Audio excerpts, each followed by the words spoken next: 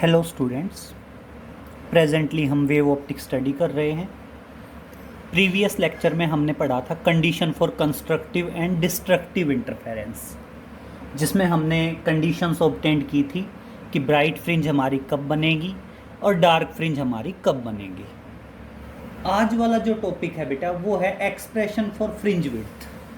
तो देखिए, बेसिकली हमने आपको एक रफ आइडिया दिया था कि इंटरफेरेंस में आपकी अल्टरनेट फ्रिंजेस बनती हैं, ब्राइट डार्क कंटिन्यूटी में यही प्रोसेस चलता है। अब बात क्या है कि हम कैलकुलेट करेंगे कि आपकी जो ब्राइट फ्रिंज है उसकी विड्थ क्या होगी और आपकी जो डार्क फ्रिंज है उसकी विड्थ क्या होगी। तो टॉपिक है आपका that is expression for fringe width. तो देखिए, बहुत ध्यान से समझिए, that is expression for fringe width. Expression for fringe width क्या करना है बेटा, हमने एक्सप्रेशन ड्राइव करना है। किसके लिए एक्सप्रेशन ड्राइव करना है? That is for fringe width of interference. Fringe width in the sense कि जो ब्राइट फ्रिंज है उसकी विड्थ क्या होगी, डार्क फ्रिंज है उसकी विड्थ क्या होगी। और इस टॉपिक को कह दिया जाता है that is theory of interference. Theory of interference. Clear? तो चाहे तो कह दीजिए एक्सप्रेशन फॉर फ्रिंज विड्थ और चाहो तो कह दीजिए थ्योरी ऑफ इंटरफेरेंस। अब इसके लिए कुछ पॉइंट्स है बेटा, पहले वो पॉइंट्स देखेंगे, बहुत ध्यान से समझेंगे। देखिए, मान लीजिए हम बात करते हैं यंग्स डबल स्लिट एक्सपेरिमेंट की। सबसे पहले क्या था? सोर्स, उसके सामने हमने एक सोर्स स्लिट यूज़ की थी, उसके सामने हमने एक डबल स्लिट यूज़ की थी और उसके सामने हमने एक स्क्रीन यूज़ की थी फॉर द इंटरफेरेंस पैटर्न। देखिए, सबसे पहले क्या था? सोर्स स्लिट, उसके बाद क्या थी आपकी source slit, double slit and final क्या थी आपकी स्क्रीन। अब इस पे देखिए क्या था? ब्राइट, डार्क, ब्राइट, डार्क, इसी तरह चलेगा कंटिन्यूटी में आगे तक। अब बात क्या है बेटा, हमने ये विड्थ कैलकुलेट करनी है कि आपकी डार्क फ्रिंज की विड्थ कितनी है, आपकी ब्राइट फ्रिंज की विड्थ कितनी है। ये विड्थ्स निकालनी है हमने। हमारा एक्सप्रेशन इसके लिए है that is for fringe width. अब फ्रिंज विड्थ कैसे निकालोगे बेटा? देखिए, ये आपकी सेंट्रल ब्राइट फ्रिंज है, उसके बाद ये आपकी पहली डार्क फ्रिंज आई, ये आपकी पहली ब्राइट फ्रिंज आई, ये आपकी दूसरी डार्क फ्रिंज आई। अब समझिए, अगर आप पहली और दूसरी दोनों डार्क फ्रिंज के बीच का गैप निकाल देंगे तो वो अपने आप में ब्राइट फ्रिंज की विड्थ आ जाएगी। तो बेटा ध्यान रखना, कभी भी अगर आप दो डार्क फ्रिंजेस के बीच का गैप निकालोगे तो वो तो क्या आएगी? ब्राइट फ्रिंज की विड्थ आएगी। वो तो क्या आएगी? आपकी ब्राइट फ्रिंज की विड्थ आएगी। और इसी तरह अगर आप दो ब्राइट फ्रिंजेस के बीच का डिस्टेंस निकालोगे तो वो आपकी क्या आएगी? डार्क फ्रिंज की विड्थ आएगी। क्लियर? अब इस एक्सप्रेशन को ड्राइव करने के लिए मैं ये दो चीज़ें लेके चल रहा हूँ, डबल स्लिट एंड स्क्रीन। समझिए तो डायग्राम देखिए, सबसे पहले क्या कहेंगे? सबसे पहले हम कहेंगे कि मान लीजिए एक डबल स्लिट है A B. This is the double slit A B. Clear? This is aperture A, this is aperture B. This is the double slit of Young's double slit experiment. And बेटा assume कर लीजिए this is the screen. ये क्या है? आपकी screen है। Clear? अब देखिए, डबल स्लिट और स्क्रीन, इन दोनों के बीच का डिस्टेंस अज्यूम करते हैं capital D. Capital D is the distance between double slit and screen. And बेटा दोनों सोर्सेज जो ए और बी हैं, इनके बीच का डिस्टेंस अज्यूम करते हैं बेटा स्मॉल डी। इनके बीच का डिस्टेंस क्या अज्यूम करते हैं? स्मॉल डी अज्यूम करते हैं। क्लियर? अब उसके बाद सुनिए, हम क्या करते हैं, इसका मिडल पॉइंट मानते हैं ओ, और बेटा नॉर्मल ड्रा करते हैं, that is from A to E, O to C, B to F, clear? बेटा ये पूरा डिस्टेंस डी था, ये मिड पॉइंट था, तो ये गैप d/2 मेंशन कर दूं, that is gap d/2 and that is d/2। Clear? अब जरा एक बार देखना बेटा, जो पॉइंट सी है, पॉइंट सी पे देखो इंटरफेरेंस कब होता है? जब ए और बी दोनों कोहेरेंट सोर्स से आने वाली वेव सुपर इम्पोज होती हैं। अब देखिए, जो पॉइंट सी है, ए से आने वाली वेव और बी से आने वाली वेव, दोनों वेव्स बिल्कुल इक्वल डिस्टेंस ट्रेवल करेंगी in reaches to the point C, और इसलिए पॉइंट सी पे पाथ डिफरेंस क्या हो जाएगा? 0 हो जाएगा। इसलिए पॉइंट सी पे पाथ डिफरेंस क्या होगा? 0। क्यों? क्योंकि ए से आने वाली wave as well as the wave which reaches from point B cover out the equal distance and hence at point C the path difference will be 0। और बेटा जहां भी पाथ डिफरेंस 0 होगा, वहां पे आपकी क्या बनेगी? सेंट्रल ब्राइट फ्रिंज बनेगी। वहां पे आपकी क्या बनेगी? सेंट्रल ब्राइट फ्रिंज ऑब्टेन्ड होगी। तो इसलिए जो पॉइंट सी है, पॉइंट सी पे हमारी क्या बनेगी? सेंट्रल ब्राइट फ्रिंज बनेगी। क्लियर? और मान लीजिए हम इंटरफेरेंस पैटर्न ऑब्टेन्ड करना चाहते हैं at point P. We are going to discuss the interference pattern at point P, और अज्यूम कर लीजिए कि पॉइंट पी का सी से डिस्टेंस x मान लिया।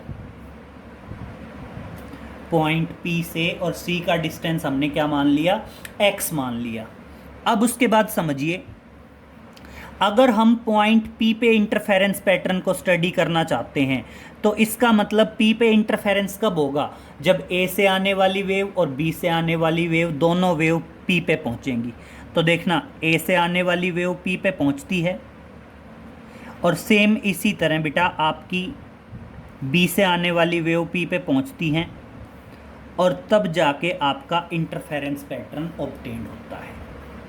तो अब देखिए, हम सारी की सारी बातें डिस्कस करने वाले हैं एट पॉइंट P। क्लियर? तो इस डायग्राम में समझ में आया कौन सी चीज़ क्या थी? समझिए, सबसे पहले ये डबल स्लिट थी जिसके दो अपर्चर्स थे A और B। Separation between them is small d and O is the midpoint of these. At a distance of capital D from the double slit, we assume the screen. And at point C, the path difference is 0, hence it is the point of central bright fringe. We have to obtain the interference pattern at point P, which is at a distance x from the central bright fringe. और अब देखिए बेटा, हम करेंगे now path difference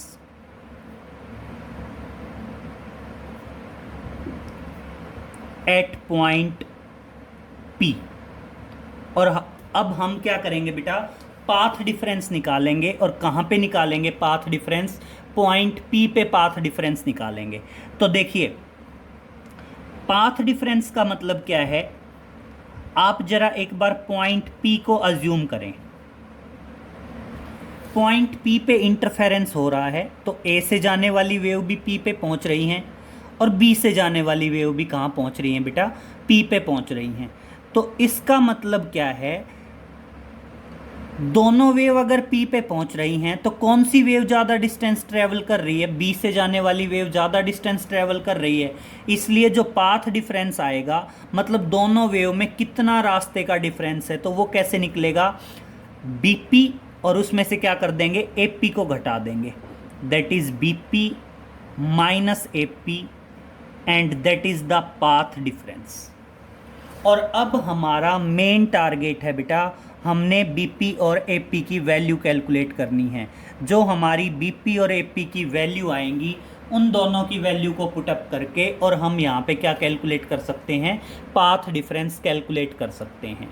अब समझिए, अब हम क्या करते हैं बेटा यहाँ से आगे। अब आगे जो सारी की सारी स्टोरी है वो BP और AP के लिए है। तो देखना, एक बार तो मैं ट्राइंगल ले रहा हूँ APE, देखना, फ्रॉम ट्राइंगल APE, समझना बहुत ध्यान से, मैंने ट्राइंगल AP और E ले ली। अब देखना, ट्राइंगल APE में मैं क्या लिख सकता हूं? AP का स्क्वायर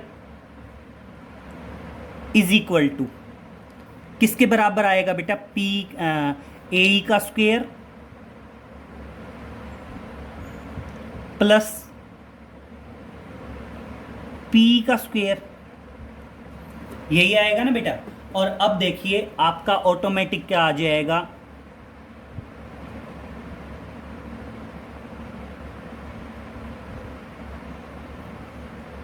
AP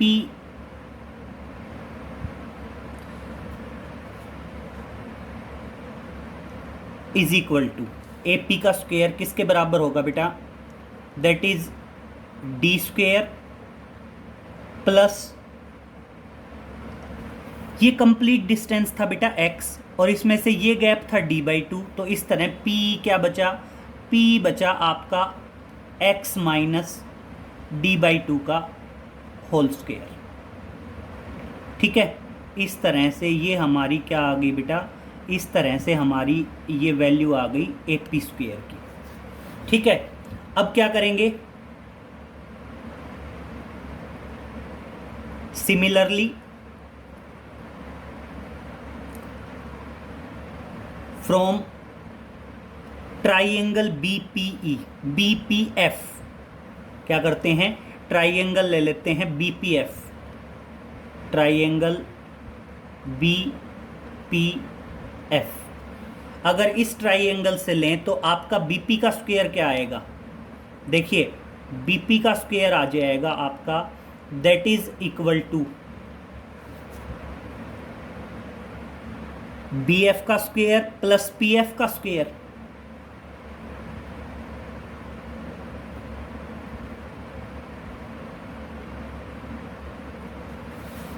तो देखिए क्या आएगा? देयरफॉर BP का square is equal to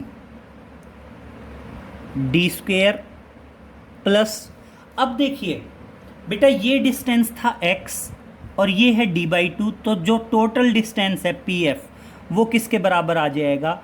x plus d/2 का होल स्क्वायर आ जाएगा। ठीक है, और अब समझिए, now BP square minus AP square, BP square में से मैं AP स्क्वायर घटा देता हूं, तो देखिए आपका ऑटोमेटिक क्या बचेगा? That is D square plus x plus d/2 का whole square minus D square और प्लस आ जाएगा x माइनस d/2 का होल स्क्वायर। यही होगा बेटा। अब देखिए इसको खोल दीजिए, a प्लस बी का whole square, a minus b का होल स्क्वायर, बाहर माइनस हैं, सारे साइन बदल जाएंगे। और इस तरह से अगर आप इसको सोल्व करोगे तो BP square minus AP square is equal to 2xd के बराबर आएगा। किसके इक्वल टू आएगा? 2xd के बराबर आएगा। क्लियर? अब देखिए आप क्या बताओगे? Now BP is nearly equal to AP, क्योंकि ये गैप जो है, ये जो एक्स की वैल्यू है ये वेरी स्मॉल होती है, तो आपका बीपी और एपी दोनों नियरली इक्वल टू सेम होंगे, और नियरली इक्वल टू क्या हो जाएंगे? कैपिटल डी के बराबर हो जाएंगे। और देखना अब क्या आएगा, therefore BP plus AP is equal to 2D। किसके इक्वल टू होंगे? 2D के बराबर होंगे। अब देखना, ये इक्वेशन 2, ये इक्वेशन 3। अब क्या करोगे? डिवाइडिंग इक्वेशन 2 बाई 3, तो देखना क्या आएगा, BP square minus AP square divided by BP plus AP is equal to 2XD divided by 2D। तो देखना, a प्लस बी का whole square, a minus b का होल स्क्वेयर, तो BP square minus AP square को क्या लिख सकता हूँ? इसको मैं लिख सकता हूँ BP minus AP into BP plus AP, और डिवाइडेड बाई क्या आ गया? BP plus AP, that is equal to 2 से 2 कैंसिल, और क्या आ गया? X D by D.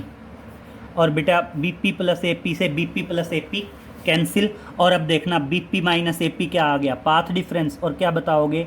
Therefore path difference delta is equal to X D by D.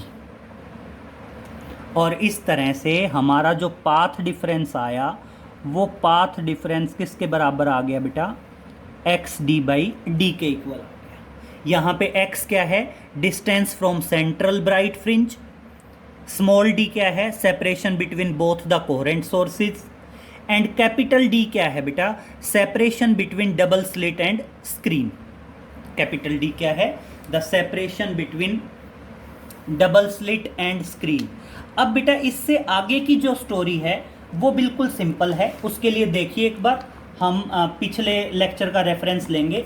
पिछले लेक्चर के रेफरेंस के लिए देखिए, आपने पिछले लेक्चर में पढ़ा था कि ब्राइट फ्रिंज के लिए पाथ डिफरेंस किसके बराबर होना चाहिए? एन लैम्डा के बराबर।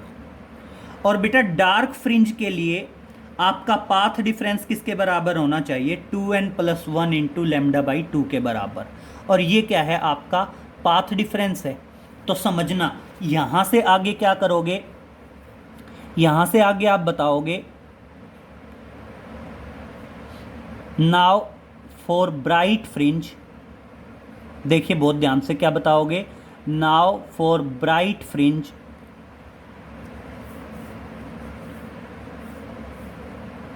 the path difference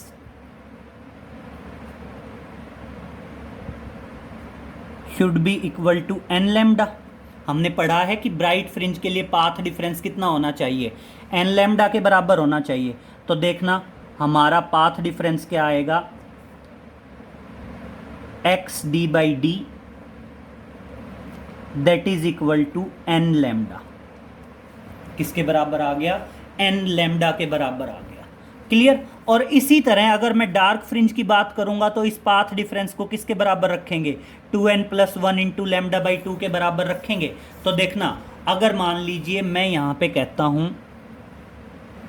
साइड में स्लाइड कर रहा हूँ थोड़ा सा, देखिए यहीं पे अगर हम कहेंगे नाउ फॉर डार्क फ्रिंज, यहाँ से शुरू कर लेते हैं।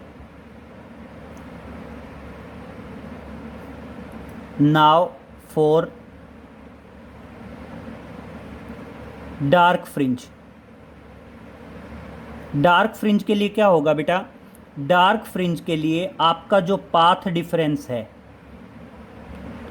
वो पाथ डिफरेंस किसके बराबर होगा? That is equal to 2n+1 into lambda by 2। Previous lecture में हमने बताया था कि ब्राइट फ्रिंज के लिए पाथ डिफरेंस एन लैम्डा होगा, डार्क फ्रिंज के लिए पाथ डिफरेंस 2n+1 इंटू λ/2 होगा। और हमारा एग्जैक्टली पाथ डिफरेंस आया क्या है, that is xd/d, that is equal to 2n+1 into λ/2। अब देखिए, अब आप क्या करोगे, सिंपल पैटर्न में चलोगे। पहले इसको कैरिड आउट कर लेते हैं, x की वैल्यू निकालते हैं। तो देखना आपकी x की वैल्यू क्या आई, n λd/d। और क्या करोगे, अगर आप n की वैल्यू 1 रखोगे तो x1 आएगा, और x1 किसके बराबर आएगा, λd/d आएगा। और इसी तरह अगर आप n की वैल्यू 2 रखोगे तो x2 आएगा, और x2 क्या आ जाएगा बेटा, 2 λd/d आएगा। अब समझिए बेटा, n की वैल्यू 1 होने का मतलब है पहली ब्राइट फ्रिंज। तो इस तरह से आपकी जो पहली ब्राइट फ्रिंज है, समझिए बहुत ध्यान से इस डायग्राम को समझना। आप ये कह रहे हो ये डबल स्लिट है आपकी, और ये स्क्रीन है आपकी, ये आपकी सेंट्रल ब्राइट फ्रिंज है। सेंट्रल ब्राइट फ्रिंज से x1 डिस्टेंस पे पहली ब्राइट फ्रिंज है, पहली क्या है आपकी, ब्राइट फ्रिंज है। सेम इसी तरह इससे x2 डिस्टेंस पे ये x1, सेंट्रल ब्राइट फ्रिंज से x2 डिस्टेंस पे आपकी दूसरी ब्राइट फ्रिंज है। और बेटा दोनों ब्राइट फ्रिंज के बीच में जो गैप आएगा वो क्या आएगी, डार्क फ्रिंज की फ्रिंज विड्थ आएगी। तो अब पहले x1 और x2 दोनों का अगर हम डिफरेंस निकाल देंगे तो ये क्या आ जाएगी, fringe width of dark fringe आ जाएगी। तो देखिए अब आप क्या बोलोगे, अब आप यहाँ पे बताओगे the fringe width of dark fringe. तो देखिए क्या बताएंगे, the fringe width of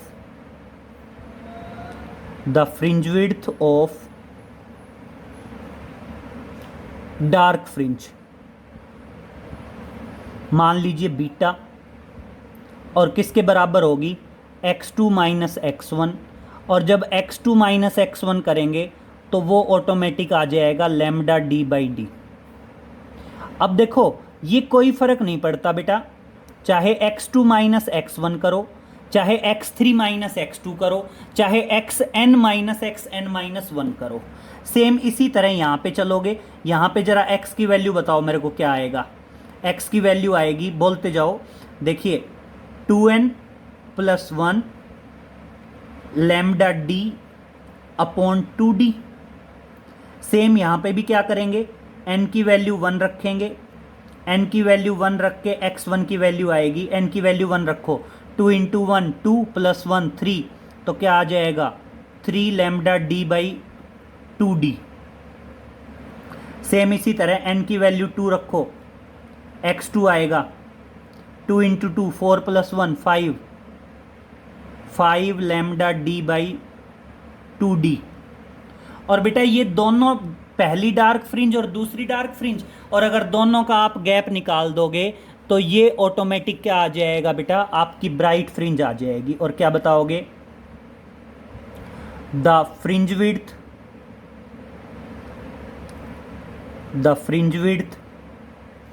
of bright fringe, the fringe width of bright fringe, मान लीजिए इसको बीटा डैश, और किसके बराबर, x2 माइनस x1। और ये भी आप करोगे तो सेम आएगा, देखना λd/d। और इस तरह से क्या आ गया, therefore beta is equal to beta dash is equal to λd/d।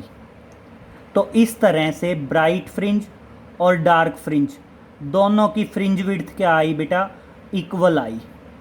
इस तरह से आप क्या बताओगे, the fringe width of bright and dark fringe are equal. Clear. तो जो आपकी ब्राइट फ्रिंज थी और जो आपकी डार्क फ्रिंज थी, दोनों की फ्रिंज विड्थ क्या आ गई, इक्वल आ गई। और ये ध्यान रखना जरूरी नहीं है x2 minus x1, x3 minus x2 भी कर सकते हैं, x4 माइनस x3 भी कर सकते हैं, या xn माइनस xn माइनस 1 भी कर सकते हैं। बस ध्यान रखना पाथ डिफरेंस ये आएगा और आपकी फ्रिंज विड्थ आएगी ये, और ब्राइट और डार्क फ्रिंज दोनों की फ्रिंज विड्थ क्या आएगी, इक्वल आएगी। ठीक है ना। तो फ्रिंज विड्थ बीटा तो क्या है, डार्क फ्रिंज की फ्रिंज विड्थ है, और बीटा डैश क्या है बेटा, ब्राइट फ्रिंज की फ्रिंज विड्थ है। तो देखना ये तो बीटा डैश की वैल्यू आई, ये तो किसकी वैल्यू आई, आपकी बीटा डैश की वैल्यू आई, that is fringe width of bright fringe. और लास्ट में कंक्लूजन में क्या लिख दिया, the fringe width of bright and dark fringe are equal. इस तरह से आपकी ब्राइट और डार्क फ्रिंज की फ्रिंज विड्थ क्या है, इक्वल है। अब समझिए कुछ कॉन्सेप्चुअल क्वेश्चन बनते हैं इस पे। तो देखिए उन कॉन्सेप्चुअल क्वेश्चंस को डिस्कस कर रहे हैं, इसको नोट कर लीजिए वीडियो को फ्रीज करके। नेक्स्ट पे चलते हैं, कुछ कॉन्सेप्चुअल क्वेश्चंस हैं उनको डिस्कस करेंगे। तो देखिए यंग्स डबल स्लिट एक्सपेरिमेंट पे ही हैं ये। सबसे पहले है, in Young's double slit experiment what is the effect of following operations on the interference pattern. तो देखिए क्या बताएंगे, in Young's double slit experiment, question है in Young's double slit experiment, short में YDSC भी लिख देते हैं, that is Young's double slit experiment, what is the effect of following operations, what is the effect of following operations what is the effect of following operations on the interference pattern, on the interference pattern। Clear. हमने ये बताना है कि following operations का क्या effect पड़ेगा on the interference pattern कह दीजिए, या ऑन द इंटरफेरेंस फ्रिंजेस कह दीजिए।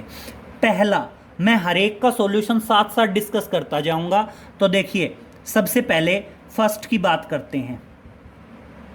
फर्स्ट पॉइंट क्या है, the screen is move away from the plane of slit if screen is move away from the plane of the slit,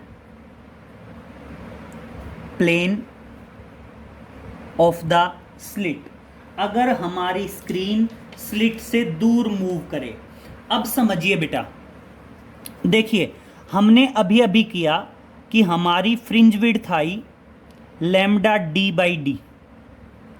यहाँ पे capital D हमने क्या बताया था, स्लिट और स्क्रीन के बीच का डिस्टेंस बताया था। स्मॉल डी क्या था, हमारे जो दो कोहेरेंट सोर्स हैं उन दोनों के बीच का सेपरेशन था, स्मॉल डी। एंड लैम्डा क्या है, lambda is the wavelength of the light wave emitted out from both the source. दोनों सोर्सेज से जो लाइट वेव अमिटेड आउट होंगी उनकी वेवलेंथ है। तो अब आप यहाँ पे सुनिए, उसने कहा है अगर मैं स्क्रीन को स्लिट से दूर मूव करूं तो इसके सॉल्यूशन के लिए आप क्या बताओगे। देखो इसमें लिखोगे the fringe width is given by, the fringe width beta is given by lambda D by D. क्या है बेटा, लैम्डा डी बाई डी है। तो अब यहां पे देखिए आप बताएंगे if screen is move away from the plane of slit. तो देखना यहां पे क्या होगा, if capital D is increased, if capital D is increased then fringe width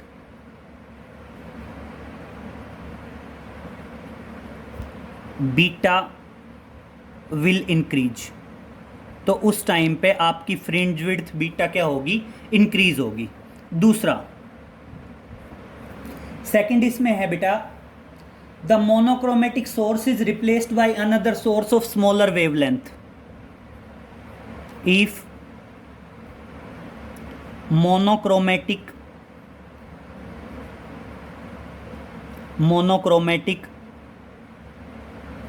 source is replaced by another source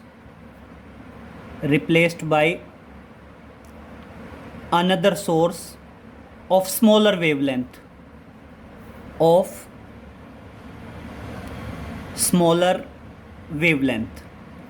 इसमें क्या है बेटा कि आप यंग्स डबल स्लिट एक्सपेरिमेंट में जो मोनोक्रोमेटिक लाइट का सोर्स लेते हैं, देखिए कंडीशन क्या थी, अपना मोनोक्रोमेटिक लाइट का सोर्स था, मैंने इस मोनोक्रोमेटिक लाइट सोर्स को ऐसे सोर्स से रिप्लेस कर दिया जिसकी वेवलेंथ कम है। तो यहां पे समझिए बेटा क्या होगा, सेम इसके सॉल्यूशन में भी क्या लिखेंगे, इसके सॉल्यूशन में भी लिखेंगे the fringe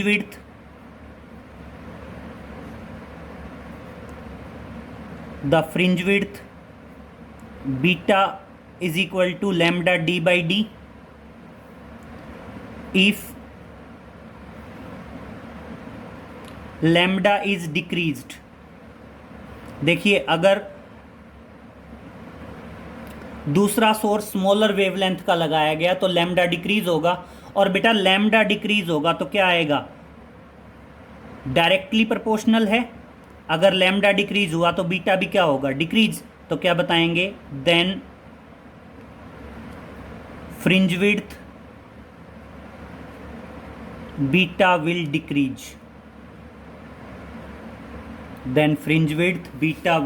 decrease, third one की बात करते हैं। थर्ड वन देखिए क्या है, the monochromatic source is replaced by white light source. आप कह सकते हैं मोनोक्रोमेटिक सोर्स को किससे रिप्लेस कर दिया गया बेटा, व्हाइट लाइट सोर्स से रिप्लेस कर दिया गया। इसके अलावा क्या है बेटा, आप एक ये कह सकते हैं the separation between two slit is increased. देखिए पहले ये है the separation between two slit is increased, the separation between two slit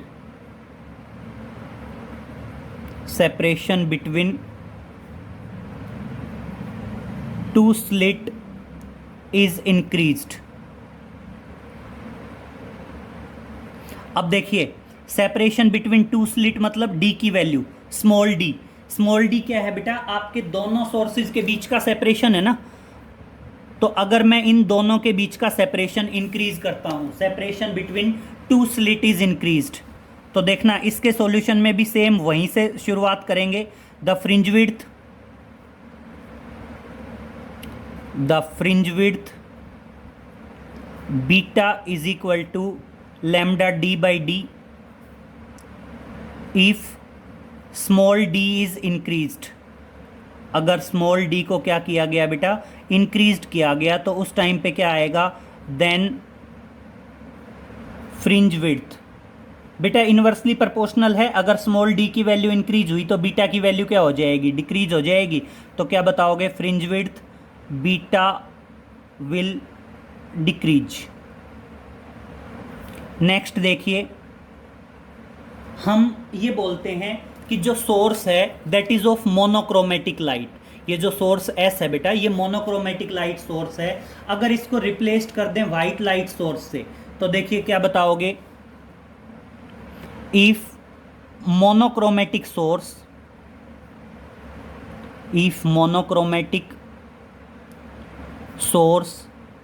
is replaced bye white light source is replaced by white light source।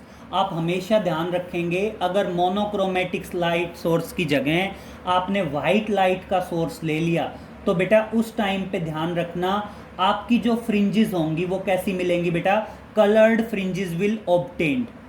ठीक है, तो देखिए क्या बताएंगे, तो उस टाइम पे क्या होगा, सॉल्यूशन में बताएंगे, then colored fringes will obtained,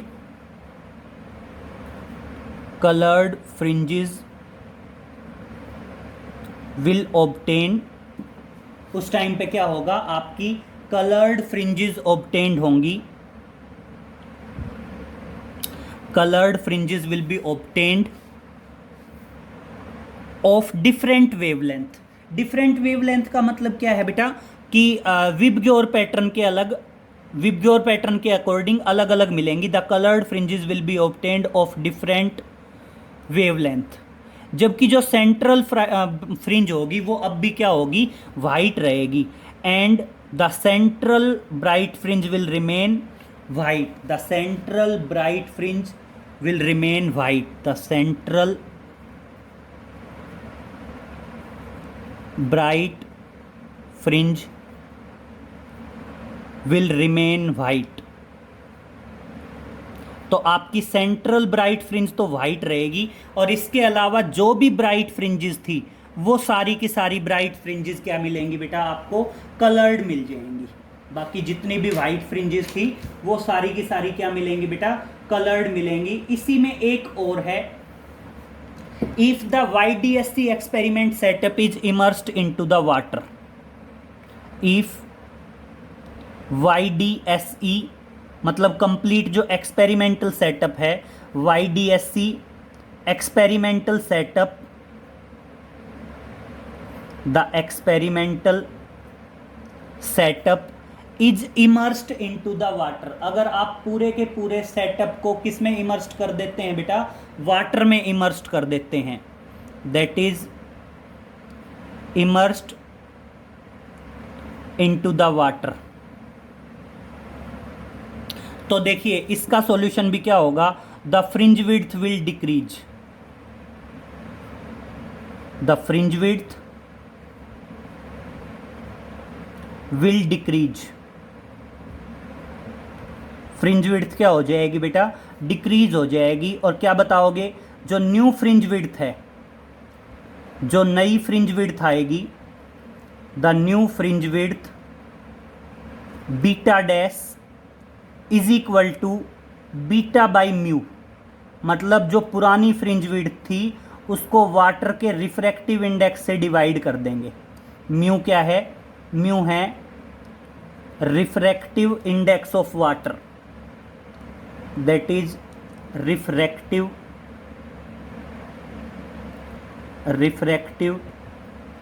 index of water, refractive index of water. Clear. अगर आप पूरे एक्सपेरिमेंटल सेटअप को वाटर में इमर्स कराएंगे तो आपकी फ्रिंज विड्थ डिक्रीज हो जाएगी, और नई फ्रिंज विड्थ जो आएगी वो क्या होगी, पुरानी fringe width divided by the refractive index of water. तो इस तरह से बेटा ये 5-6 केसेस हैं, और भी कुछ केसेस हैं इसी में YDSC पे ही, लेकिन इनको देख लीजिए, बाकी आगे नेक्स्ट लेक्चर में करते हैं। Okay, thank you.